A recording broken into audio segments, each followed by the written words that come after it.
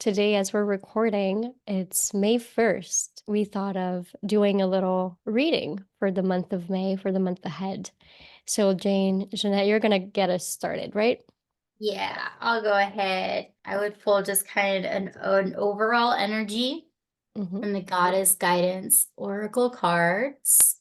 So we're going to do Oracle, and then I would just pull one card for each, like I'd pull four. So it's kind of like one for every week, but it'll kind of give us a little more to dive into. But this will be fun having like a May forecast. We just finished all those like eclipse season, and we finished just a whole bunch of energies astrologically. So it's like a reset now. It is. It's like fresh new beginnings, and it'll be fun to see what the cards have in store. So for May, nothing jumped out. So interesting. So we've got Saravasti Mm. with the arts. So very creative. I'm feeling a lot of creative expression and coming back to like your inner place where you find your passions and joys and your gifts and your arts. So it's really, I'm feeling like introspect, going inwards. But so it says express yourself through creative activities. Mm. So I think that's cool. That's the whole energy of May is get into some activities. Go to some art galleries. No, I think it's more about doing it, Mm. right? Doing it for yourself, doing what you find creative, what feeds your soul. What do you find creative? Oh gosh, what should I do? Well, what I've been really diving into is I want to get more of channeling really honed in. Mm. And I've been doing a lot of Akashic record stuff just for personal development. Um, but I've even just kind of been going in the Akashic and just talking with different like deities or entities and stuff, and really just working with that on a more frequent. Remember, my word of the year was Mm-hmm. discipline. So I'm trying to work with that more frequently and more in a like a habitual thing. So I guess my passion would be that to download more information and just get to know, I guess, more of that energies. Okay, so it's funny, I picked four cards, all of them kind of like for one for every Mm. week, Mm-hmm. and three of them are major arcanas. Wow. Three of them, you guys, are major arcanas, and then the last one, it looks like a really good I think happiness cups card. Interesting to start off the month with the Emperor. That's Mm-hmm. a very like strong, powerful energy. The Emperor is already sitting on his throne. He's already this wise, divine masculine, kind of in charge of his destiny kind of energy. So I know we had creative as the entire month, but to manifest our creative endeavors, we need to have that structure and order and that process, right? The steps to guide us through the creative process to get it into the manifestation in the physical stage. So that's really interesting. Kind of take the first week to maybe look at your structures and your plans and your to-do lists so you can birth your creative expression in May. And then the next card is the Magician. So this is like, I think, really taking your gifts to the next level. The magician is one who starts to really know his magical power within this energy that is unique, his unique expression. And so I think we all need to connect with that to in our creative endeavors, right? To really manifest. So we each have a different aspect to give. So I feel like those go hand in hand, the Magician and the Emperor, really well. Next being Temperance. So in the third week, it's like, don't get ahead of yourself, find balance, slow down. It's the balancing of all of those energies that make everything so beautiful. So taking the magic, the fun, the expression, the imagination, bringing that with the structure and the order and the steps is really what's gonna like see you through to the end of May. And then, of course, yes, like the fruits of your labor. It's funny how the Temperance has the 2 cups. And no, it's not a cups card, but then we finish off with, what is this, the 9? Yep, 9 of cups. So 9 is completion. So it's funny that we have that in the last week. And yeah, it's all about, I feel, emotional completion because of the cups, just really emotionally satisfied with what you've done. So it's an overall good, like if you've got a project to do, the month of May is great for, I feel, getting that creative project going and completed. So good luck. That's my go ahead if you have an idea.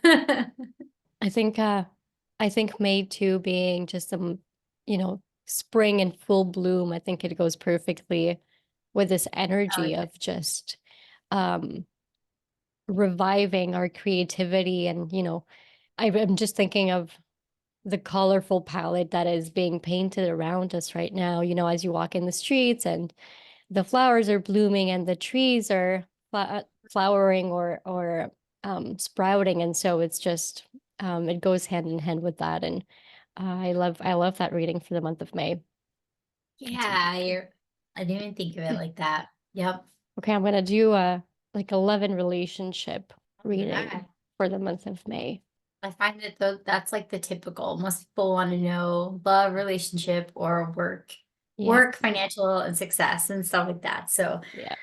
I covered the creative work aspect and projects and like, That is true. endeavors. You're gonna go to the heart. You're gonna go to Let's the do heart for that. us. You Okay. guys, Alex is recovering from like Deadliest just virus. a kick in the wind. Okay. We're so lucky she came on today. All right. So what I did is that I separated the deck in two. So I'm using the Lightseers Tarot. Lightseers. And I kind of separated, I don't know, intuitively the deck into sort of a you pile and the other person pile. And for the you pile, the card that came up was the Two of Pentacles. For the other person card, the card was the Eight of Cups. The Two of Pentacles, for me, it brings up this idea of balance and how much of your energy are you pouring into your heart and your relationships? I feel like we can be pulled by just so many things and so many different directions. And sometimes, like the most obvious and important things for us, which are our relationships, are just something that we get distracted from, and we don't necessarily put all our attention there, even though we say we want to. And so, one could be distracted with creative project of the month, for example, but just forget that, there are people there that need their attention and that need to be fed love too. And just in the Yeah. same way that we ourselves are feeding our own soul with our creative endeavors. So it's sort of prompting, this card I feel like is prompting us to just remember where we want to put our attention and remember what are the most important things for us. So, is it work and making more money? Is it the relationships with the people that we have at home? So it's just bringing this into your awareness and maybe just thinking about that.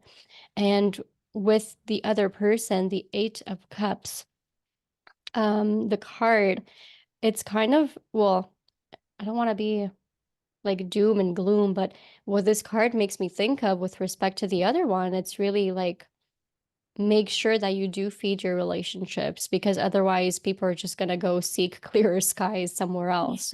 So it's, I'm not saying your relationship will end, but it's saying um just make sure that you're putting your priorities at the right place and that the people that you love know that you love them. They need to know it. It's kind of like otherwise they're just like, okay, well, I'm out, you know, and I'm gonna go find something somewhere else. And so even though the fire is still burning for you, if you don't give me that attention or that love that I know I deserve and respect and I'm giving to you, if it's Yeah. not reciprocated, I might just turn my back to you. And so, yeah, that would be my love reading. It's just remember your priorities. I felt the exact same thing with the Two of Pentacles, that it's going to speak about balance of some kind. Mm-hmm. And then I got that as well with the person walking away, that it was having to do with a big amount of like the energy, like you mentioned it even with the first card. like, Watch where your attention is.